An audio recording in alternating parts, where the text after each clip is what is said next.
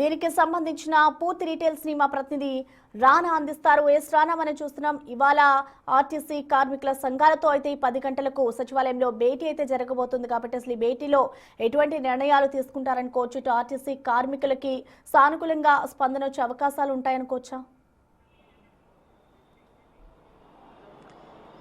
ఖచ్చితంగా, ఎందుకంటే 2 రోజుల నుంచి జరుగుతున్నటువంటి పరిణామాలు చూస్తుంటే నిన్న మంత్రివర్గం సంబంధించినటువంటి మీటింగ్లో కూడా ప్రధానంగా ఇదే అంశంపైనే వారు చర్చించారు. దాంతోపాటు 5 మంది మంత్రుల కమిటీని కూడా వారు ఏర్పాటు చేసినటువంటి పరిస్థితి కనపడుతుంది. ఎందుకంటే ఆర్టీసీ సంబంధించినటువంటి అన్ని సమస్యలు కూడా పరిష్కరించడం కోసము దశల వారీగా సమస్యలు పరిష్కరించడం కోసం ప్రభుత్వం సానుకూలంగా ఉన్నట్టుగా చాలా సూత్రప్రాయంగా చెప్పారు. ఎందుకంటే నిన్న మంత్రులు మాట్లాడినటువంటి తీరు కానీ తర్వాత ముఖ్యమంత్రి స్పందించినటువంటి తీరు కానీ ఇవన్నీ కూడా బేరీ చేసుకుంటే కొంచెం జేఏసీ నేతల్లో కూడా కొంతమంది ప్రభుత్వం ఖచ్చితంగా దిగు వస్తుంది, సానుకూలంగా మనలతో చర్చలు జరుపుతారనేసి కూడా వాళ్ళు చెప్తున్నారు. దాంతోపాటు ఇవాళ 10 గంటలకి జేఏసీ సంబంధించినటువంటి ముఖ్యమైనటువంటి నేతలు ఎవరుతున్నారో వారిని ఇవాళ సచివాలయానికి రమ్మన్నారు.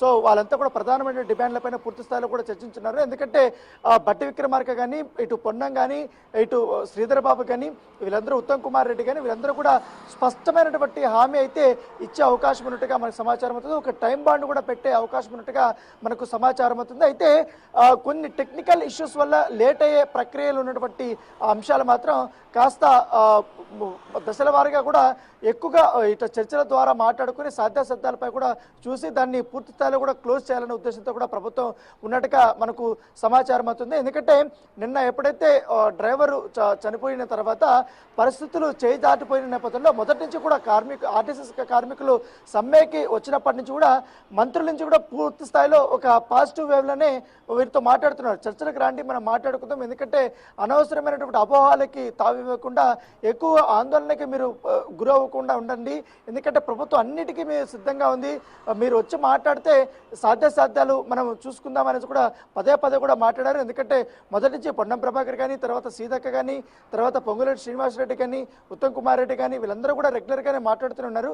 అయితే నిన్న డ్రైవర్ చనిపోయిన తర్వాత జేఏసీ అత్యవసర మీటింగ్ పెట్టుకున్నది కాబట్టి వారి మీటింగ్లో చర్చించుకున్న తర్వాత ఇవాళ మంత్రుల బృందం వద్దకి ఎవరెవరు వెళ్ళారు, ఎందుకంటే పరిస్థితులు చేయి చాటిపోతున్నాయి. ఎందుకంటే ఒకరు మృతి చెందారు, మరొకరు కూడా పెట్రోల్ పోసుకున్నటువంటి సందర్భం కనపడుతుంది. ఇటు రాష్ట్ర వ్యాప్తంగా ఈ ఆందోళన కూడా పెరిగే అవకాశం ఉన్న నేపథ్యంలో ఖచ్చితంగా దీనికి ముగింపు పలకాలనే ఉద్దేశంతో ఇటు ప్రభుత్వము ఇటు జేఏసీ కూడా భావిస్తుంది. కొన్ని అంశాలపైన కాస్త వెనక్కి తగ్గి కొంచెం టైం బాండ్ పెట్టుకొని దాని తగ్గట్టుగా సమస్యల పరిష్కారం కోసం మనం పోరాడితే బాగుంటుంది అనేసి కూడా జేఏసీలను కొంతమంది నాయకులు కూడా నిన్న రాత్రి మీటింగ్లో మాట్లాడుకున్నట్టుగా మనకు సమాచారం. ఇప్పుడు వీరు కూడా అత్యవసర మీటింగ్ పెట్టుకున్నారు కాబట్టి ఇప్పుడు మంత్రులతో మాట్లాడినటువంటి అంశాలు ఏవైతే అన్న దానిపై కూడా పూర్తిగా ఒక అవగాహనతో మనం మాట్లాడాలనే ఉద్దేశంతో ఉన్నట్టుగా మనకు సమాచారం అవుతుంది. సో చూడాలి, ఎందుకంటే ఇప్పటికే ప్రభుత్వం ఇట్లు భారీ స్థాయిలో కూడా నష్టం కూడా ఆర్టీసీకి వచ్చింది. దాంతోపాటు ఉధృతంగా కూడా ఈ సమ్మె జరుగుతున్న నేపథ్యంలో పరిస్థితులు చేయి దాటిపోకుండా ఉండాలన్న ఉద్దేశంతో సానుకూలమైన వాతావరణంలో చర్చలు జరిపితే ఖచ్చితంగా పరిష్కారం లభిస్తుందని కూడా ప్రభుత్వం భావిస్తోంది. Thank you Rana.